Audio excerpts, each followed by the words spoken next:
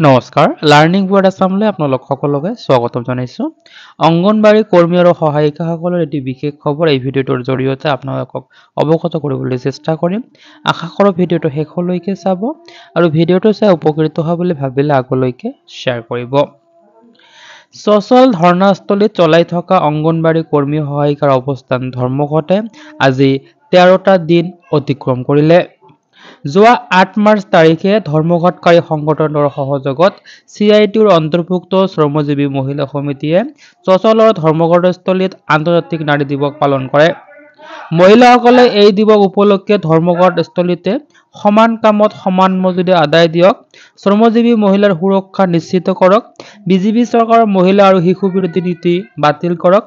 অংগনবাড়ী কৰ্মী আৰু সহায়িকাসকলৰ ন্যায্য দাবীবোৰ মানি লওক আদি স্লোগানেৰে উক্ত স্থানৰ আকাশ বতাহ উত্তাল কৰি তোলে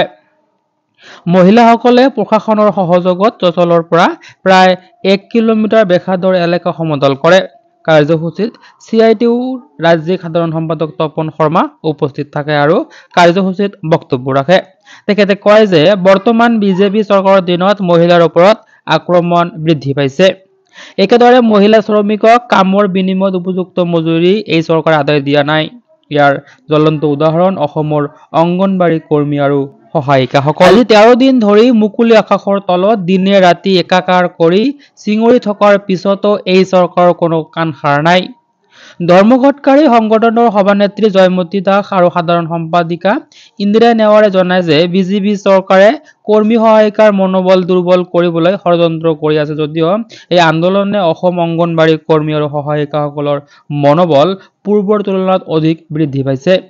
এতিয়া অসমৰ সকলো অংগনবাড়ী কৰ্মী সহায়িকা ঐক্যবদ্ধ হৈ পৰিছে আৰু ন্যায্য দাবী পূৰণ নোহোৱালৈকে অসহযোগ আন্দোলন অব্যাহত ৰখাৰ সিদ্ধান্তত উপনীত হৈছে তো এই ভিডিঅ'টোৰ জৰিয়তে আপোনালোকক জনাবলগীয়া ইনফৰমেশ্যন ইমানখিনি আছিলে ভিডিঅ'টো শেষলৈকে চোৱাৰ বাবে ধন্যবাদ